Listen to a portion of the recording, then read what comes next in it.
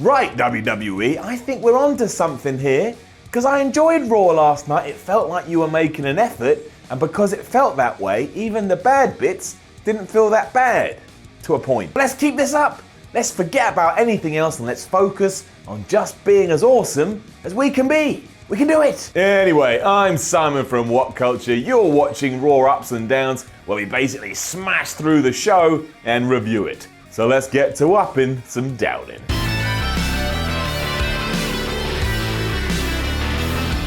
Solid start to Raw this week. I mean, it was the stereotypical promo where someone comes out and just rants for ages. And that does need to change soon, but if we're going to do it, this was an alright one. Just getting it up. It featured Roman Reigns, who was basically playing I'm kind of a good guy, but I'm kind of a bad guy, but everyone's going to boo me anyway. But I'm going to ignore that and continue playing forward regardless. He came across well though, and more like the person I assume that he is, or at least it's being portrayed to me. And then he went on to say that nobody could beat him in a one-on-one match, which was fine.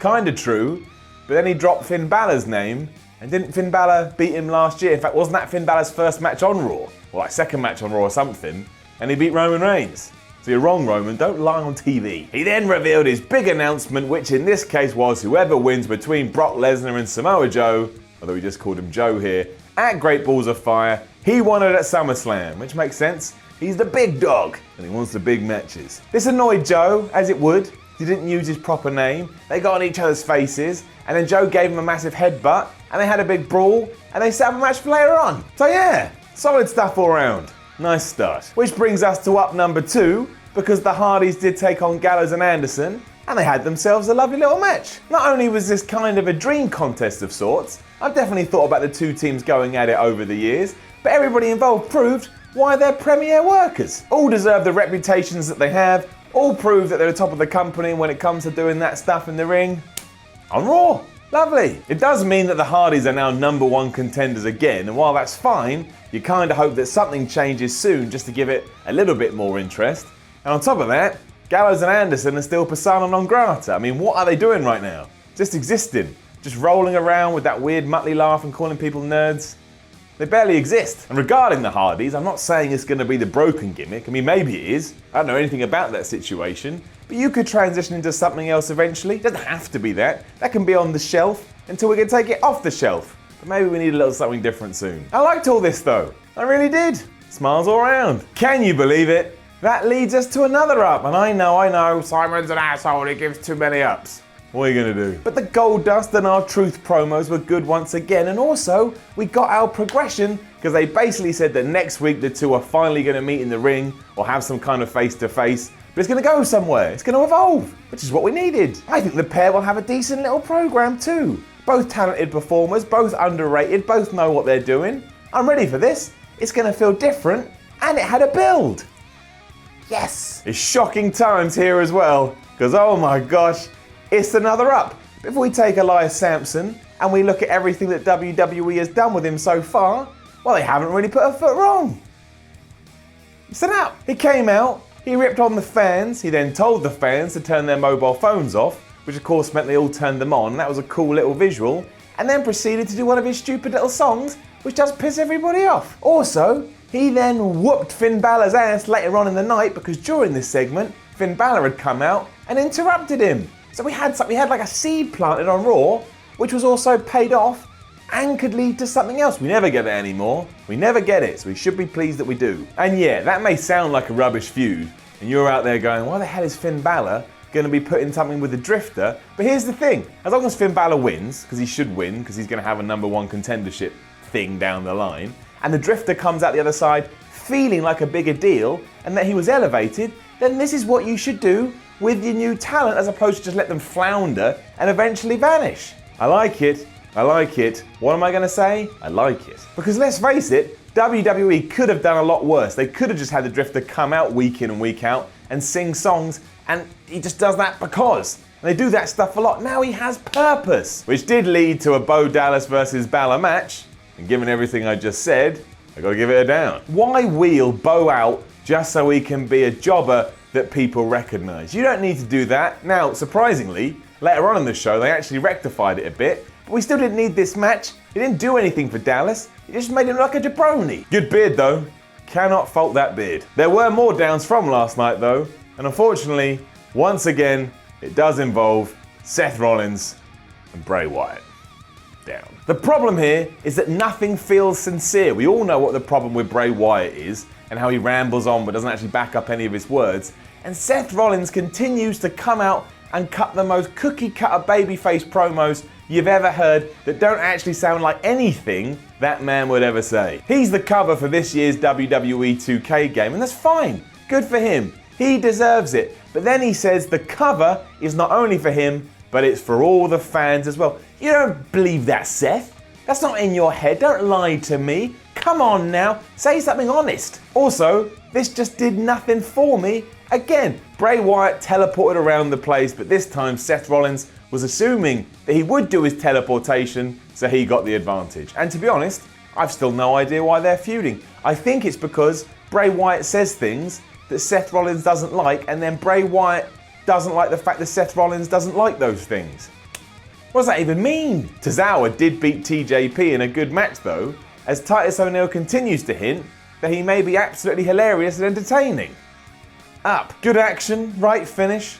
I do enjoy Titus way more than I should, which makes me a moron, but still, what else is there to say? Well done. Which does bring us to everything with The Miz from Raw last night. Good grief, I loved it.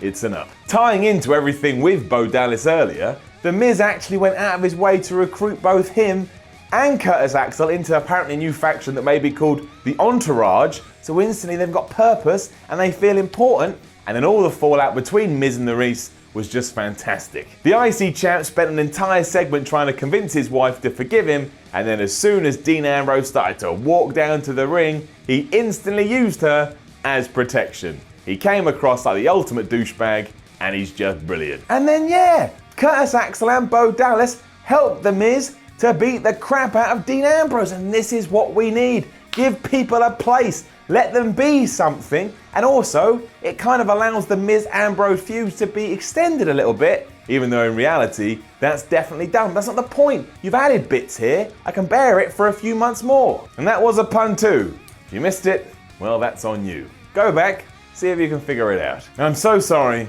because that does bring us to another up, but Braun Strowman returned, and I'm in love with Braun Strowman. It's an up. Arriving during the Reigns Joe match, he popped out the back of an ambulance like a madman, started screaming, and then just legged it to the ring and kicked the crap out of Roman Reigns. It was awesome. He told Roman he wants an ambulance match at Great Balls of Fire. Somehow he had this injury and now he's come back even better. The fans love to see him, and he's just a lot of fun. He's just a wild, crazed big man running around doing whatever he wants. He is the best thing on the damn show, and it is evidence that when WWE wants to do something right, they can do something right. Just take all the effort and passion you put into Braun and sprinkle it around a little bit. It'll work wonders. I am going to throw it down in here though for that Reigns Joe finish. Here we have Brock Lesnar's #1 challenger, and once again he's winning a match only because the other dude got distracted. Just don't do the match. We didn't need to see this match. No one needed to see Reigns versus Joe. I mean, it looks good on paper, but if that's the conclusion, just don't do it. Neither man felt any better afterwards. It was pointless, kind of there to fill some time, and never use your main event stars to fill time. Make them feel special. I like special. And I'm going to have to give it down to Sheamus and Cesaro versus Titus O'Neil and Apollo Crews 2. Again, it was a match we didn't need to see, and while it's always nice to give your tag team title holders a win, are we meant to be in something here where we're trying to build up Titus and Apollo, and instead, you just jobbed them out? So what did you do that for? Again, you didn't need to do it. It's also not helping Apollo either, who continues to feel a bit like he's lost in the shuffle. I thought the whole point of this was to give him a nice role and build him up. That's not the way to do it. And the downs keep on coming now, because if we turn our attentions to all that women's stuff that happened on Raw, good grief, down. I can't even explain what went on here. Literally everyone and their mate was involved. They kept running in and attacking each other, and then Emma was there and she did something, and then Bayley turned up and she started to whoop ass too. And it was so confusing. Why do we have to have all the women involved every week in some big schmoz that feels really confusing? At least Bayley didn't look like a total geek this week, which hopefully means the interview she did 7 days ago is meant to start building her back up again.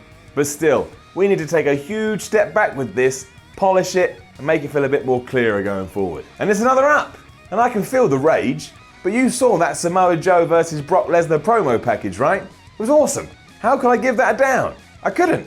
So it gets it up. As does the final segment from this week's Raw, as it was revealed that Big Cass was the mysterious attacker of Enzo. So yeah, up. I wasn't the biggest fan of the execution because in my dream world, what would have happened is the two would have been having a match, Enzo screws up, causing them to lose the bout, and then Cass is so mad he just attacks him out of nowhere. But beggars can't be choosers, and this was still decent. It built well, featured the likes of Corey Graves and Kurt Angle, which did mean that added some weight to it, and when Corey Graves did show the security footage that proved, yes, Cass is your guy, it was time for Cass to shine, and I think he did. It seems like he may be able to be a pretty good heel, and then he just big booted Enzo in the face.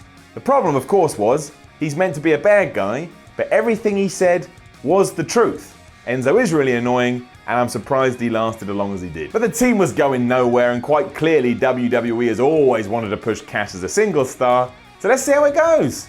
I'm ready. And that was Raw. Good, bad, indifferent. I enjoyed it, and I thought it was a much better show than last week, and let's just hope they start to ignore the ratings in the sense, just put on a good show. Just put on a good show. If you've got competition, put on a good show anyway, and let me enjoy it, and then maybe I'll tell my mate, and then my mate will tune in next week. Now don't forget to leave a comment below and let us know what you thought about last night's Raw. Like, share and subscribe. Head on over to WhatCulture.com and read the Ups and Downs article. And yeah, it's not written by me, so there are going to be different opinions. That's called life. And then follow WhatCulture on Twitter at WhatCulture WWE. I am Simon from WhatCulture, and thanks for watching.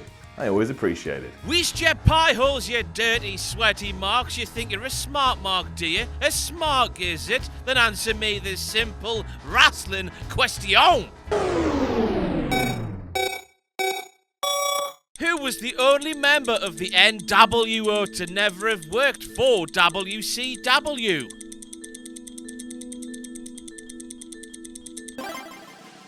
No, you're wrong again, because you're a sweaty mark. It was Shawn Michaels. Improve your knowledge and test your bastard self with the new WhatCulture Wrestling Trivia game, available now at shop.whatculture.com. Sweaty mark.